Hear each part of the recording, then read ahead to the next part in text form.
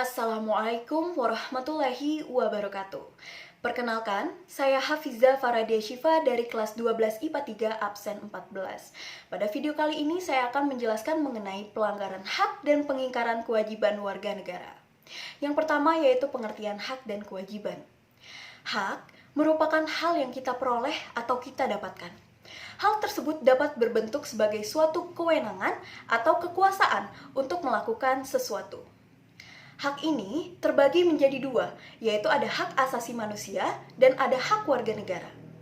Hak asasi manusia adalah hak yang melekat pada diri setiap pribadi manusia, di mana hak asasi ini sifatnya universal, artinya umum dan tidak terikat atau tidak terpengaruh dengan status kewarganegaraan seseorang.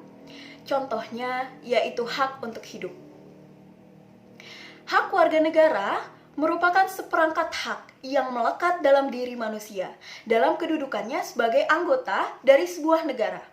Contohnya yaitu hak untuk ikut memilih dalam penyelenggaraan pemilu di Indonesia. Selanjutnya yaitu mengenai pengertian kewajiban.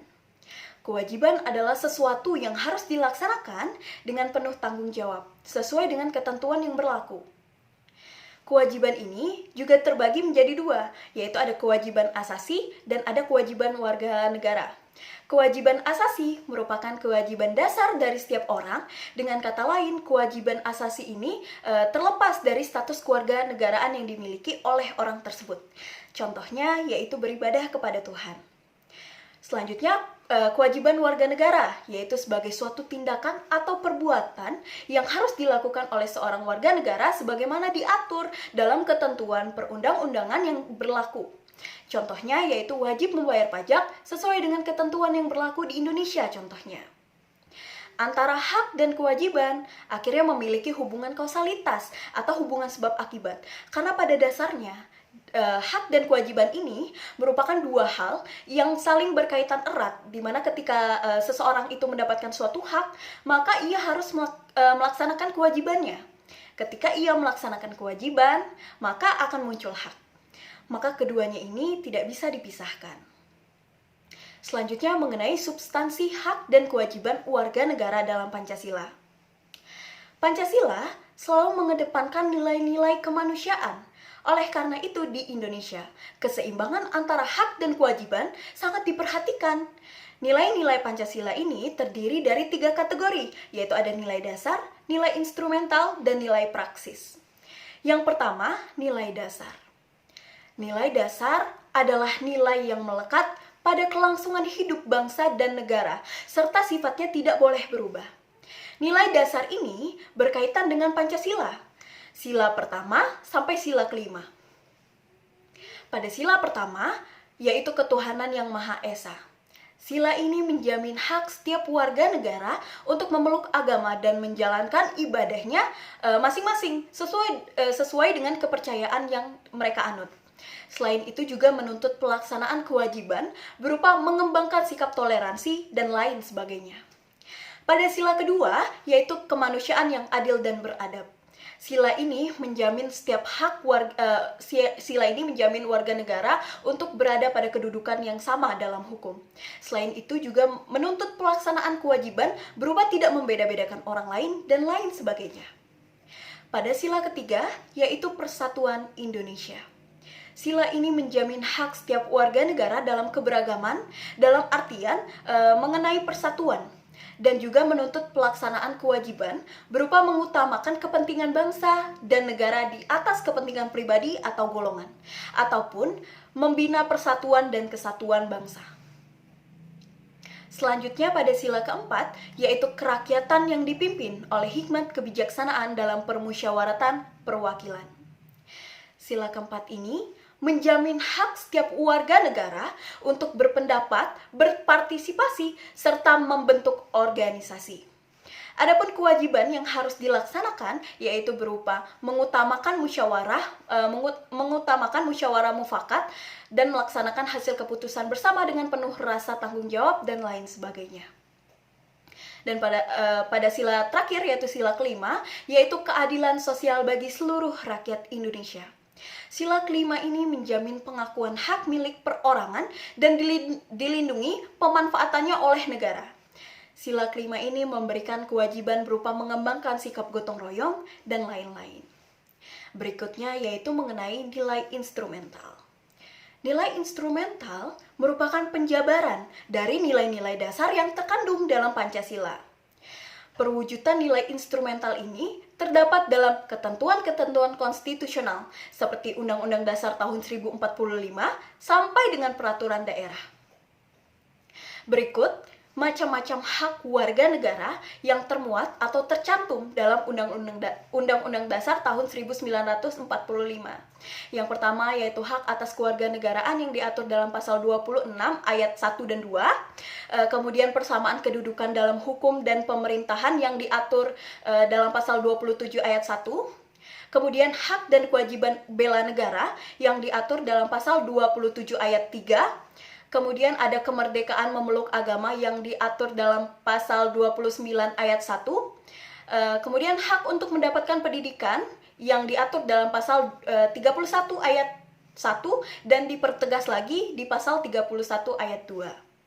Adapun kewajiban warga negara yang termuat atau tercantum dalam Undang-Undang Dasar tahun 1945, yaitu kewajiban membayar pajak yang telah diatur dalam pasal 23, menaati aturan hukum yang diatur dalam pasal 27 ayat 1, wajib ikut serta dalam upaya pembelaan negara yang telah diatur pada pasal 27 ayat 3, kemudian menghormati hak asasi orang lain yang diatur pada pasal 28C ayat 1 dan 2. Kemudian kita masuk ke nilai praksis. Pada hakikatnya nilai praksis ini merupakan perwujudan dari nilai-nilai instrumental, di mana nilai praksis ini merupakan realisasi dari ketentuan-ketentuan dalam peraturan perundang-undangan yang diwujudkan dalam sikap dan perilaku warga negara sehari-hari. Nilai praksis ini sifatnya tidak tetap, maka ia akan senantiasa berkembang dan selalu dapat dilakukan perubahan. Contoh nilai-nilai praksis yaitu menghargai kebebasan beragama, mengakui persamaan harkat dan kedudukan manusia, cinta tanah air dan bangsa, tidak memaksakan pendapat atau kehendak kepada orang lain, dan juga mengembangkan sikap suka menolong orang lain. Selanjutnya yang akan kita bahas yaitu mengenai kasus pelanggaran hak dan pengingkaran kewajiban warga negara. Penyebab atau latar belakang yang mendasarinya yaitu dari faktor internal dan juga dari faktor eksternal. Faktor internal antara lain yaitu seperti mementingkan diri sendiri ataupun sikap egois, kemudian rendahnya kesadaran berbangsa dan bernegara, serta sikap tidak toleran. Sedangkan faktor eksternal didasari oleh penyalahgunaan kekuasaan, ketidaktegasan aparat penegak hukum, penyalahgunaan teknologi, bahkan karena kesenjangan sosial.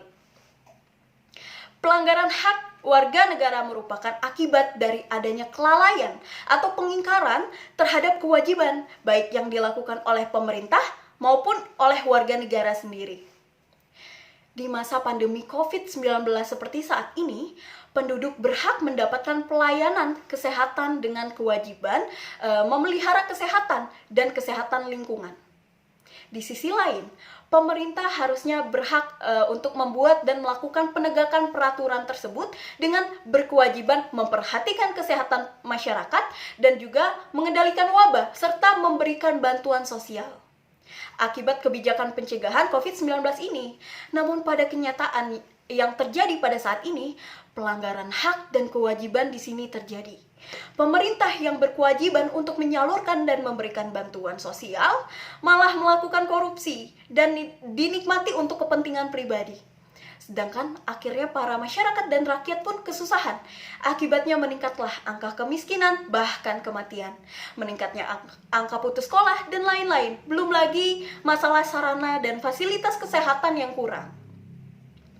Contoh kasus pelanggaran hak warga negara yang lain yaitu seperti penegakan hukum yang kurang maksimal, meningkatnya kasus pelanggaran HAM, misalnya kekerasan, dan lain sebagainya.